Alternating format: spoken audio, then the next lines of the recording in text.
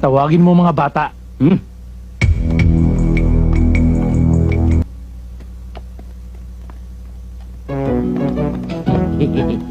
Ito. Boss. Ano yan? Ito na. Sabi mo, boss, mga bata. Ang ibig ko sabihin, yung mga miyembro ng sindikato natin. Sorry, boss. O, tara.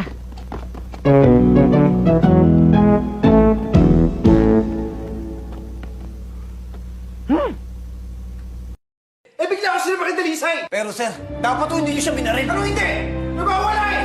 Dalisay, ikaw ang dapat magpasalamat kay Robles dahil niligtas niya ang buhay mo. Niligtas? Sa isang taong hindi lumalaban? Kung hindi ko binaril yun, ikaw ang patay ngayon! Sir, sumusuko na ho siya! For whatever reasons you have, Officer Dalisay, hindi pa rin tama na nakit ka ng isang fellow officer.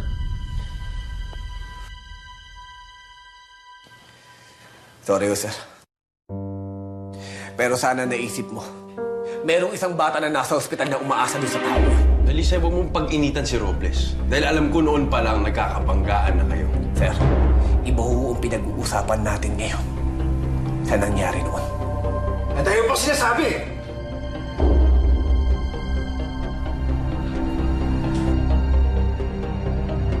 Baka naman pwede, kahit isang gabi lang. Puntisin mo ako.